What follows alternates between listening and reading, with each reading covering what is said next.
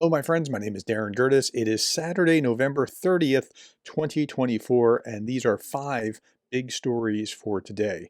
So, yesterday somebody commented on my video. It was about Putin's headaches. Said, I hope this isn't hopium.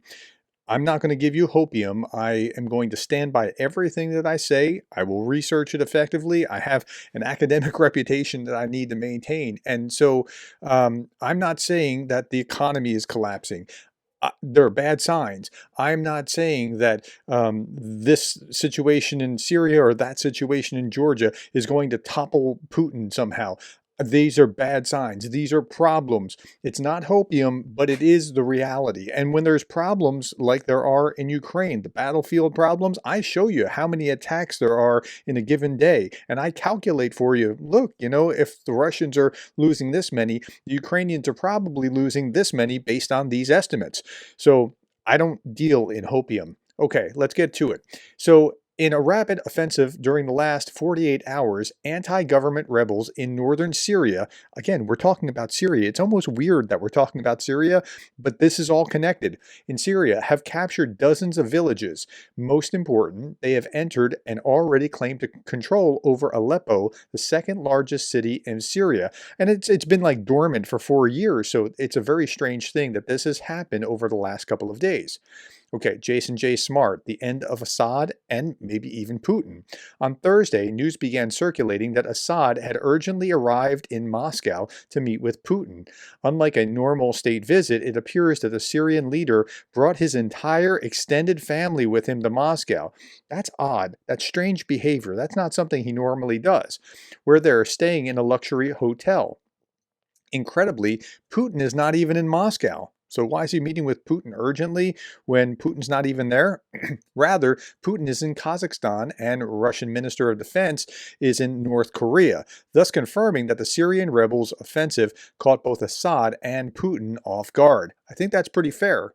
Since yesterday, there are indications that Assad's army may be crumbling, lending credence to reports that Russian fighters and Iranian-backed Hezbollah, instead of fighting to defend Assad, are fleeing. Okay, so he needs reinforcements. At this point, Putin is limited in what assistance he can offer to his ally. The Russian military does not have the capacity to kick the Ukrainian army out of Kursk Oblast, Russia, let alone prop up Assad, right? So Assad has been so if you think about it as assets and liabilities, Assad has been an asset. Russia has a military base in Syria. They get along swimmingly, but he's now become a liability where Putin needs to prop him up, kind of like he had to prop up Lukashenko in Belarus after that election fraud, right? Same kind of thing. Putin's poorly devised strategy of over-obligating his country to unnecessary foreign wars, which has destroyed his nation's economy, could soon come full circle, triggering Putin's own demise. I don't know that that's going to happen, but it is possible. I mean, he is overcommitted. Now, this is Dmytro Kuleba, the former foreign minister, saying the fall of Aleppo in 2016 was a grim prelude to Bucha, Mariupol, and Bakhmut in 2022. It was in Syria that Russian pilots learned how to raze Ukrainian cities to the ground. The world's failure to stand up to Putin and Assad back then became an open invitation for Putin to invade Ukraine. I think there's something legit about that. Today's rebel success in Aleppo is promising. With Putin's army being decimated in Ukraine, he can't likely spare sufficient forces to save Assad. And that's where Putin is today. Reportedly, this is Anton Gerashenko, reportedly the Syrian Arab army released a statement about a quote, temporary withdrawal of troops, unquote, in order to regroup ahead of reinforcements arriving to initiate the counterattack. The Syrian military also reported that dozens of servicemen were killed in a rebel attack in the northwest of the country. They also confirmed that the rebels had managed to infiltrate most of the city of Aleppo. So there we are, getting out of Dodge. Now, who are these rebels that are invading Syria anyway? Well, let's look at them. This is from BBC. The attack was led by the Islamist militant group Hayat Tahrir al-Sham, or HTS. I'm going to use HTS so I don't slaughter that. I'm surprised that I got through pronouncing that the first time, which has a long and involved history in the Syrian conflict. Who are HTS? Well, the leader of the self-styled Islamic State group, Abu Bakr al-Baghdadi, was also involved in its formation. And that made me go, uh-oh, that's going to be a problem. But not quite the problem that we thought it was. It was regarded as one of the most effective and deadly of the groups ranged against President Assad. But its jihadist ideology appeared to be its driving force rather than revolutionary zeal, and it was seen at the time at odds with the main rebel coalition under the banner of Free Syria. But in 2016, the group's leader publicly broke ranks with Al Qaeda and set up a new organization which took the name HTS. Okay, so they're not the same group. They might be somewhat similar in orientation, but they're not the same. Now, there was a ceasefire deal brokered in 2020 by Russia, which has long been Assad's key ally, and Turkey, which has backed the rebels, that has largely held. Now, interesting that Turkey's on one side and Russia's on the other. Aleppo was one of the bloodiest battlegrounds and represented one of the rebels' biggest defeats. To achieve victory, Assad relied on Russian air power and Iranian military help on the ground, mainly through militias sponsored by Iran. I keep telling you, these guys are all connected, right? These included Hezbollah. There is little doubt that the setback Hezbollah has suffered recently from Israel's offensive in Lebanon, as well as Israeli strikes on Iranian military commanders in Syria, has played a significant part in the decision by jihadist and rebel groups to make their sudden unexpected move on Aleppo. So that's some of the background. A little bit more. Most of Aleppo has come under the control of HTS. Assad's forces are retreating. Russia has promised to send additional military aid within 72 hours, according to Reuters. Now, Dmitry Peskov was asked about this. He said, "I have nothing to say on this matter." Wow, that's unusual for Peskov. However, several Russian telegram channels reported that Assad, along with his entire family, settled at the Four Seasons. Just talked about that.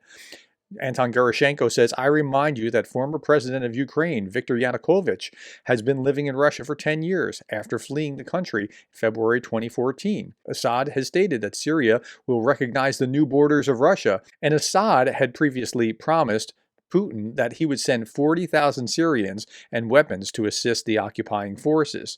Well, again, that asset has now become a liability, and so things have shifted. Now Putin is trying to help Assad survive. Now, Putin has just promised to rush military aid to Syria to prop up Assad. Meanwhile, Putin's defense minister is in North Korea begging for weapons.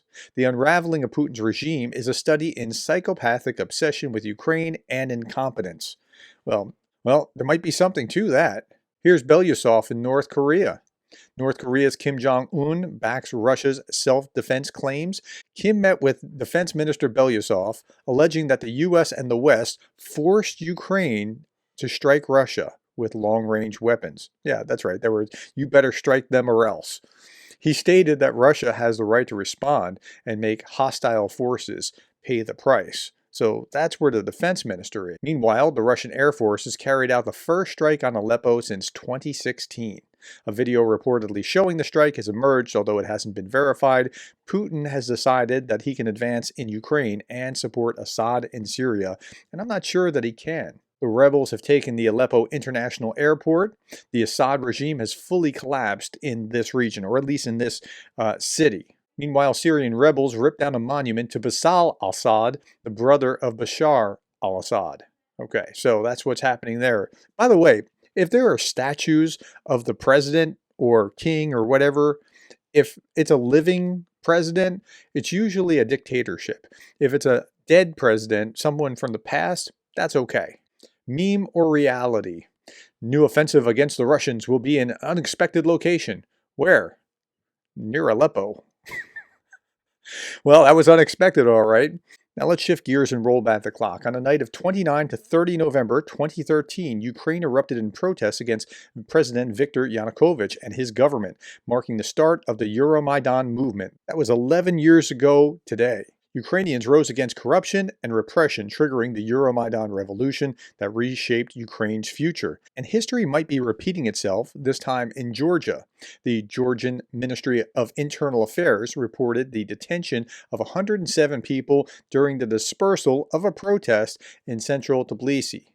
Okay, This is how protesters were dispersed in Georgia by Georgian security forces. A lot of them appeared in black outfits without identification, thug behavior. They're kicking people that are already lying on the ground and doing these kind of despicable things. It's very reminiscent of the Euromaidan revolution.